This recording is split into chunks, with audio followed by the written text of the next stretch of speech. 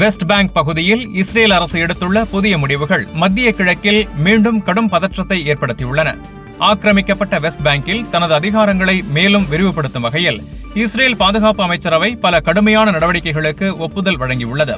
இந்த முடிவுகளின் மூலம் பாலஸ்தீனர்களின் நிலங்களை இஸ்ரேலிய குடியேறிகளுக்கு விற்பனை செய்வதை எளிதாக்கவும், பாலஸ்தீன் நிர்வாக கட்டுப்பாட்டில் உள்ள பகுதிகளில் இஸ்ரேல் அதிகாரிகளின் அதிகார வரம்பை அதிகரிக்கவும் வழிவகுக்கப்பட்டுள்ளது. இது அங்கு நிலவும் அரசியல் சூழலை மேலும் சிக்கலாக்கும் என விமர்சகர்கள் கூறுகின்றனர். இந்த நடவடிக்கையை பாலஸ்தீன் அதிபர் மஹ்மூத் அப்பாஸ் கடுமையாக கண்டித்துள்ளார். இது ஆபத்தானதும் சட்டவிரோதமானதும், வெஸ்ட் பேங்க் பகுதியை நேரடியாக இணைத்துக் கொள்ளும் முயற்சிக்கு சமமானதும் என அவர் தெரிவித்துள்ளார்.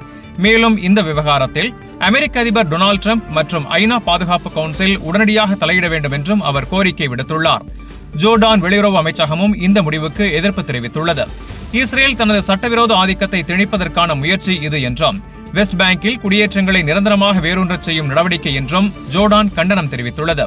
இதற்கிடையில் ஹமாஸ் அமைப்பு வெஸ்ட் பேங்கில் வாழும் பாலஸ்தீன மக்களுக்கு ஒரு முக்கிய அழைப்பு விடுத்துள்ளது. ஆக்கிரமிப்புக்கும் இஸ்ரேலிய குடியேறிகளின் நடவடிக்கைகளுக்கும் எதிராக போராட்டங்களை மேலும் தீவிரப்படுத்த வேண்டும் என ஹமாஸ் தெரிவித்துள்ளது.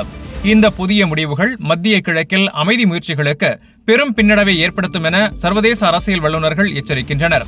வரும் நாட்களில் இந்த விவகாரம் மேலும் பெரிய அரசியல் மோதலாக மாறுமா என்பதை உலக நாடுகள் கவனித்து வருகின்றன.